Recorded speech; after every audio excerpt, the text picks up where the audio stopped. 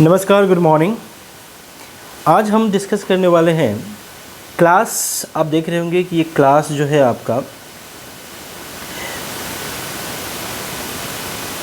Class ये हो गया आपका क्लास 9th मंथली एग्जामिनेशन मई का 2024 यानी 2024-25 सेशन के क्लास 9th बिहार बोर्ड। जी हाँ, ये बता दूँ आपको ये कौन सा बोर्ड है, तो BSEB बिहार बोर्ड के क्लास 9th का मई महीने में होने वाला मंथली एग्जामिनेशन का ये क्वेश्चन पेपर है, जिसमें आपको 30 जो है ऑब्जेक्टिव देखने को मिलेगा। तो ये 30 ऑब्जेक्टिव इसमें मैं डिस्कस करूँगा, उसके आंसर बताऊँगा।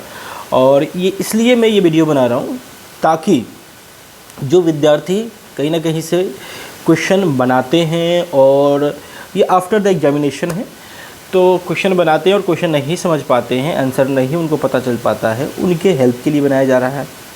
ठीक है, तो चलिए, हमारा इस वीडियो को बनाने का लक्ष्य यही है कि वीडियो देखने के बाद टीचर खासकर विद्यार्थी अपने कॉन्सेप्ट को क्लियर कर ले, विद्यार्थी कॉन्सेप्ट को क्लियर कर ले और चीज़ों को बारीकी से समझे, जाने और अपने एनुअल एग्जामिनेशन के लिए, अपने फाइनल एग्जामिनेशन के लिए वो अभी से प्रिपेयर धीरे धीरे होना शुरू कर दे।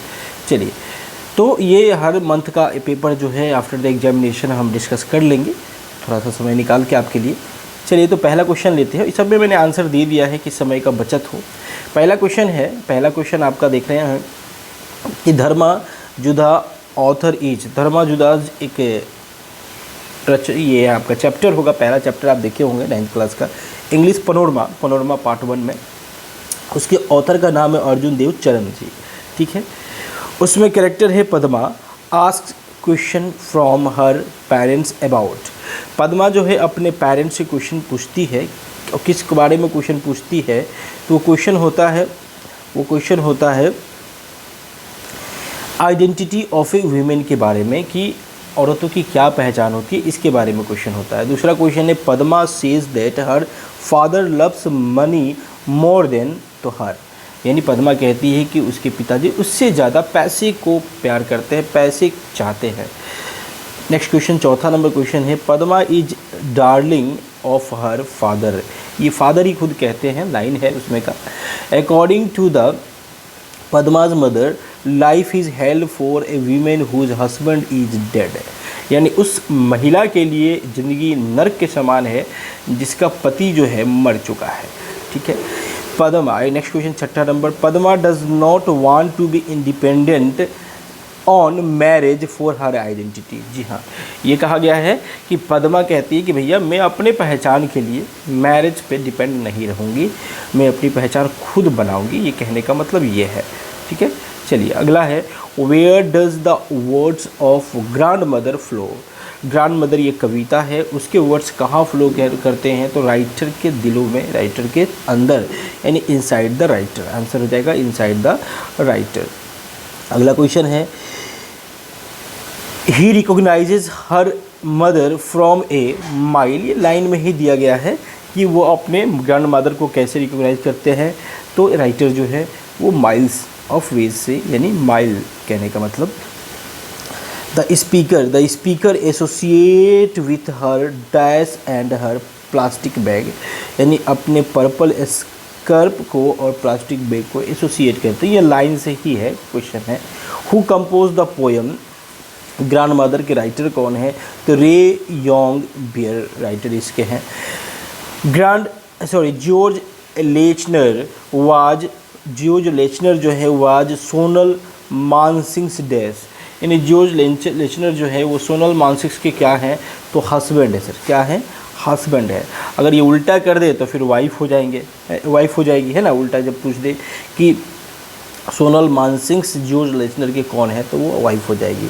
Sonal Mansingh's catches classes at her academy, Sonal Mansingh's coaches classes at her academy in, कहाँ, तो न्यू दिल्ली में। ठीक है, Sonal met a serious accident on August अगस्त। इस पर 24 भी बहुत लोग जिक्र कर देता है, ठीक है ना, ध्यान रखिएगा। लेकिन जो साल है आपका 1974 है। कब उनका एक्सीडेंट होता है? 1974 में, ठीक है। चलिए अगला है, finally Sonal was made able to dance again by doctor Pierre Gravel, ठीक है, आंसर हो जाएगा। In accident Sonal was thrown out of the car for about, कितनी दूर तक कार से फेंके जाते हैं, मतलब गिरते हैं एक्सीडेंट में, तो 4 meters away.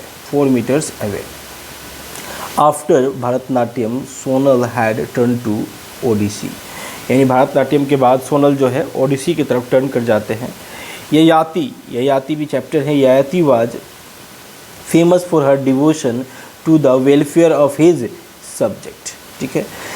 Yayati became old at an early age by the curse of किसके ये अभिशाप से अर्ली एज में ही वो बुढ़े हो जाते हैं, मतलब बहुत कम उम्र में, तो Shukracharya. Yayati went to Kubera's garden, Kubera's के गार्डन में जाते हैं, गए।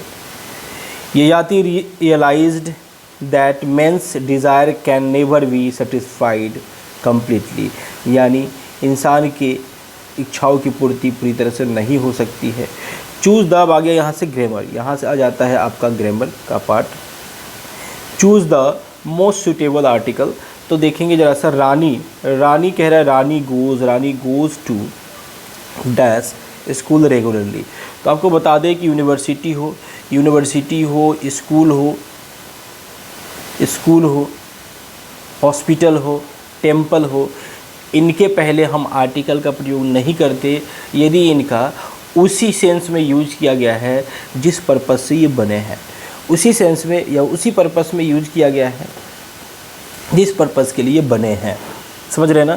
तो जैसे कि मैं रोज़ाना स्कूल जाता हूँ, तो वाजिब है क्या करने जाता हूँ? पढ़ने जाता हूँ। मेरी माँ रोज़ाना सुबह टेम्पल जाती है, तो क्या करने जाती होगी? पूजा करने जाती है। पेशेंट को हॉस्पिटल भेजा गया, क्या करने के लिए भेजा गया? तो इलाज करने के लिए भेजा गया। तो कहने का मतलब क्या है कि यहाँ इलाज करना हॉस्पिटल का काम है, मंदिर में पूजा करना है, किया ही जाता है, स्कूल में पढ़ाया ही जाता है। तो ये उनका फंडामेंटल क्या है? ड्यूटी है। और उस ड्यूटी को अगर शो कर रहा है सेंटेंस, तो उससे वैसे स्थिति में इन बिल्डिंग्स के पहले हम आर्टिकल का प्रयोग नहीं करते, इसलिए आंसर यहाँ नो आर्टिकल्स हो जाएगा। अगर वही कहता कि मेरे गांव में एक स्कूल है, तो कहेंगे देयर इज ए स्कूल, ठीक है। अगला क्वेश्चन लेते हैं। कह रहा है कि Atul can't concentrate as he has dash headache, तो हैव ए हेडेक होता है, हेडेक होना, सर में दर्द होना, तो यहाँ ए हेडेक हो जाएगा। चूज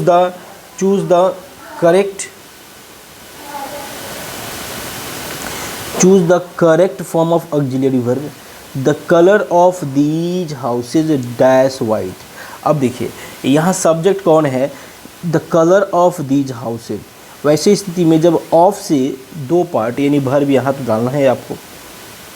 इससे पहले अगर सब्जेक्ट का 2 पार्ट है, वो ऑफ से प्रीपोजिशन से जुड़ा है, ऑफ से या किसी और प्रीपोजिशन से जुड़ा है, प्रीपोजिशन से जुड़ा है, तो ध्यान रखिएगा कि प्रीपोजिशन के बाद वाला प्रीपोजिशन का ग्रामेटिकली ऑब्जेक्ट कहलाता है। क्या कहलाता है? ऑब्जेक्ट कहलाता है। इसका मतलब ये हुआ कि प्रीपोजिशन से पहले वाला ही सब्जेक्ट होगा। सब्जेक्ट कौन होगा? इसके पहले वाला होगा, यानी द कलर यहाँ सब्जेक्ट होगा, ठीक है। और ऐसे स्थिति में इसका अर्थ क्या होगा? यहाँ the colour of these houses कहने का मतलब इन घरों का रंग, ठीक है। तो रंग के लिए क्या हो जाएगा? Is white. क्या हो जाएगा? इज वाइट हो जाएगा। Is it clear? हाँ, सिंगुलर होगा, ये तो हमारा सिंगुलर है कलर, तो सिंगुलर है तो सिंगुलर वर्ब। अब कहिएगा कि सर सिंगुलर वर्ब इसमें तो एक ही वर्ब है, इज ही है, बाकी सब देखो ना प्लूरल वर्ब दे रखा है, तो होगा ही नहीं। ऐसे भी आप दिमाग लगाते कि भैया 4 प्लूरल है तो एक ही सिंगुलर है, तो वही हो जाएगा। द कॉस्ट ऑफ लिविंग, वही रहने का जो कॉस्ट आ रहा है, हैज़ इंक्रीज ए लॉट, ठीक है ना। अब कहोगे कि यहाँ पे सर ठीक है, यहाँ भी हमने दिमाग लगा दिया कि ऑफ के पहले वाला ये है तो ये सिंगुलर है, तो सर यहाँ भी तो 2 सिंगुलर दे रखा है।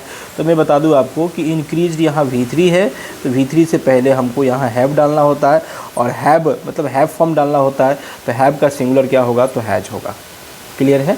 हैव का ये सिंगुलर फॉर्म क्या होगा, तो हैज होगा, क्योंकि सब्जेक्ट क्या है, सिंगुलर है। Choose the most appropriate preposition. Mona refuse to come. If my car breaks, तो ब्रेक्स के डाउन, शट डाउन मतलब ख़राब हो जाती है। I shall call the mechanic, मैं मैकेनिक को बुलाऊंगा। Select the most appropriate synonym. Synonym यानी ड्रोसी कहने का मतलब निंद्रालु, नींद में आने वाला, झपकी टाइप का, ठीक है ना, तो उसके लिए हो जाएगा। सिनोनिम्स कह रहा है यानी समान शब्द कह रहा है तो स्लीपी हो जाएगा। मार्वेलस कहने का मतलब होता है वंडरफुल। यहाँ एंटोनिम्स कह रहा है तो रुथलेस कहने का मतलब हो जाता है क्रूर टाइप का, जिसमें दया ना हो तो मर्सीफुल हो जाएगा। कन्फेस कहने का मतलब होता है स्वीकार ना, तो डिनाई हो जाएगा, इनकार करना। तो इस प्रकार से हमने इस 9th क्लास की क्वेश्चन का कर दिया डिस्कशन। कैसा लगा वीडियो आप ज़रूर बताइएगा, ठीक है ना। अब एक और 10th क्लास का है, उसका भी डिस्कशन होगा, थोड़ी देर के बाद उसका भी वीडियो आपको मिल जाएगा। Okay, good bye.